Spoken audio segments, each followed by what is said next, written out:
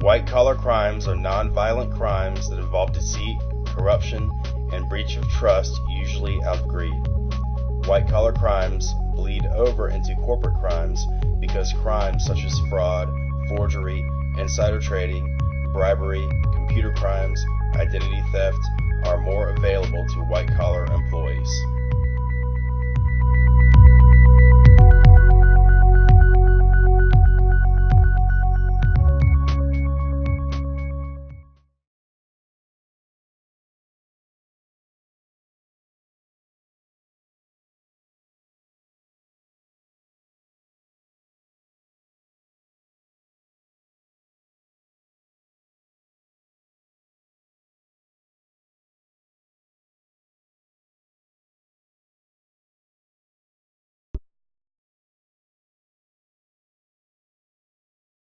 Good afternoon.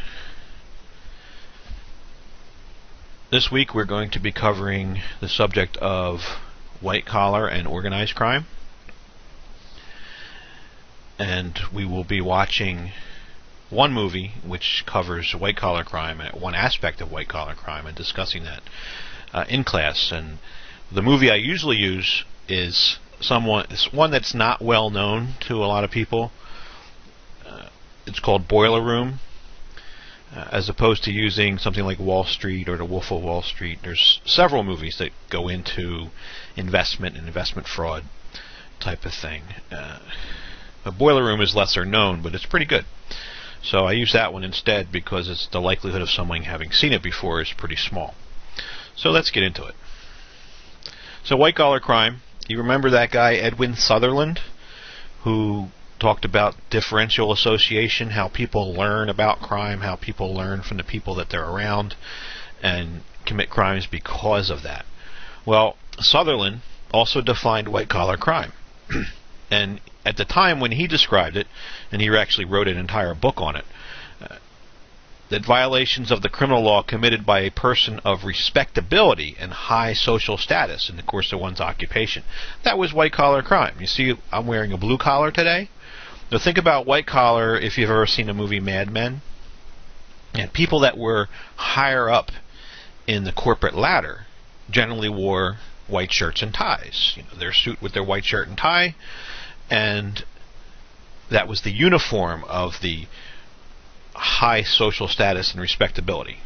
Now, of course, we wear different colors, but to still have, you know, the suit and tie kind of thing is those people for the most part, as opposed to somebody who's, you know, say a construction worker or even a police officer or a teacher, somebody has a generally lower level, you know, they call those blue-collar workers, if you will. Some in between might be called professionals, but the thing is, Sutherland defined white-collar crime based upon the social status of the person, but today it's a little bit more different. And we don't generally use the same means to define white-collar crime that he did. And our criminals today are a little bit more sophisticated. People even at lower levels have opportunities to commit crimes that are very similar to what Sutherland defined, and so that definition has expanded quite a bit. Now, white-collar criminals less likely to be investigated, arrested, or prosecuted than other types of offenders, and mainly that is because their crimes aren't as obvious. Their crimes could be your investment banker who is skimming off the top of your investments and not telling you.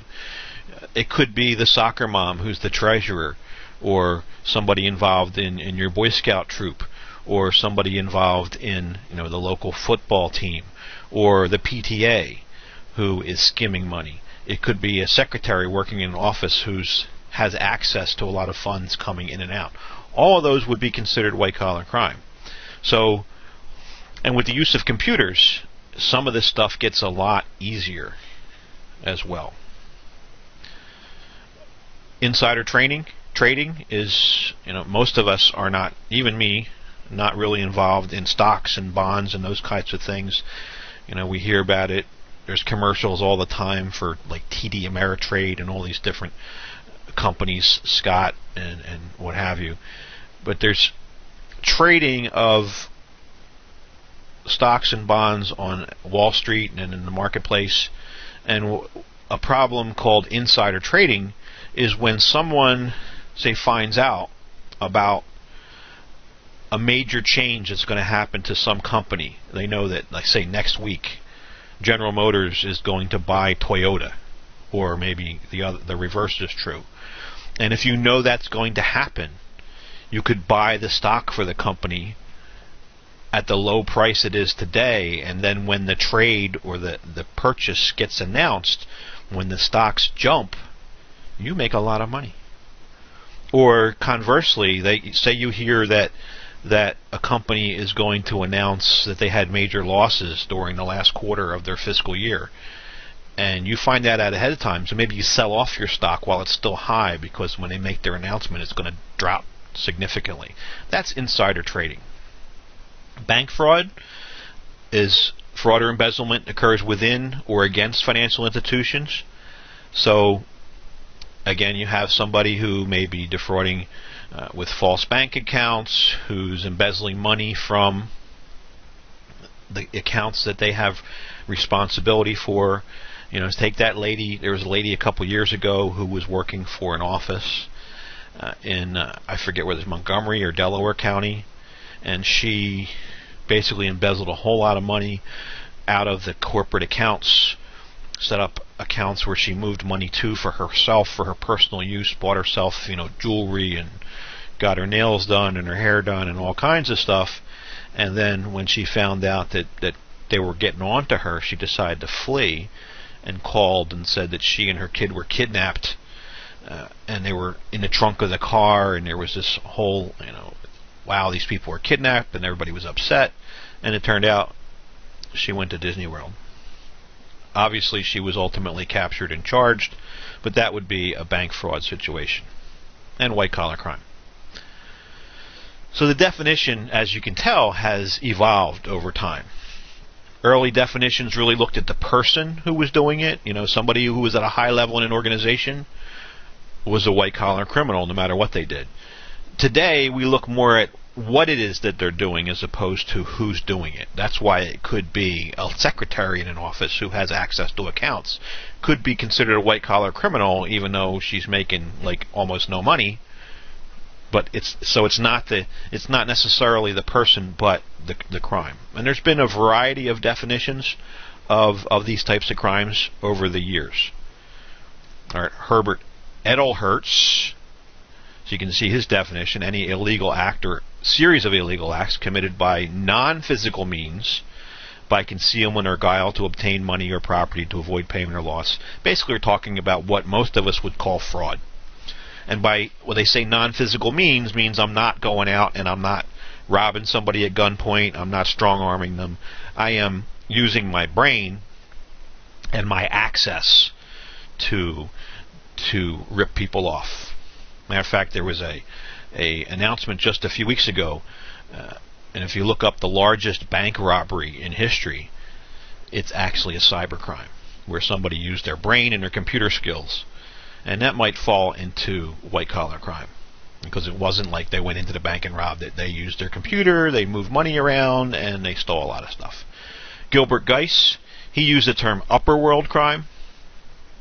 Again, he was talking about people who were above the so-called underworld. We're going to talk about the mob and organized crime later on. That's generally called the underworld. Well, this is the upper world. Blue-collar crime, again, those people who are in lower level jobs who might take advantage and steal stuff. Say, if I'm a construction worker and I'm stealing supplies from the construction site and taking them home to work on my house, that might be considered a blue-collar crime. Or let's say I'm a teacher and I get a stipend for supplies, and I buy all kinds of supplies, and then I take them home and I sell them at the flea market or something. All right, occupational crime, another similar type of thing. So somebody has an opportunity that's created during the course of their legal occupation, like some of the examples we already gave. That would be considered occupational crime. So there's different definitions for basically the same thing. Organizational occupational crime. So you have crime that's committed for the benefit of the organization. So say an organization like, let's say, a trash company is dumping their trash somewhere other than the dump that they got to pay a lot of money for. Now later on we're going to see this might also be an environmental crime, but the organization is defrauding the community or doing things that are saving their money or making their money. State authority occupational crime is when you have somebody who is part of the state government or the federal government who is committing crimes that are part of their authority. You know, we had the investigation of Hillary Clinton's emails, would be falling in that category. Guys like Vince Fumo, recently released from prison after having been prosecuted for committing crimes while in office. Chaka Fattah, who is about to go to trial in the spring for crimes that are alleged to have occurred and based upon his authority as a congressman. Professional occupational crime is people who, like say doctors, lawyers, others who are professionals who commit crimes in their capacity as professionals. One recent case, there's a lawyer over here in South Jersey in Marlton who was helping elderly people with their investments. Example I already gave, but it would fall in here because he was a lawyer and people were consulting with him, getting help from him, and he was basically taking their money and putting it in an account for himself and then creating false statements, you know, somehow defrauding all these people. Individual occupational crime is the guy who's the average Joe who is part of his job is making money for himself and ripping people off, whether it be ripping his company off or ripping off the customers. Let's say I sell windows. My dad actually works for Home Depot and he goes out and he signs up contracts for windows. Let's say if he told people, well, I need a $200 cash deposit on every sale, and that money never went to Home Depot, it went in his pocket. That would be individual occupational crime.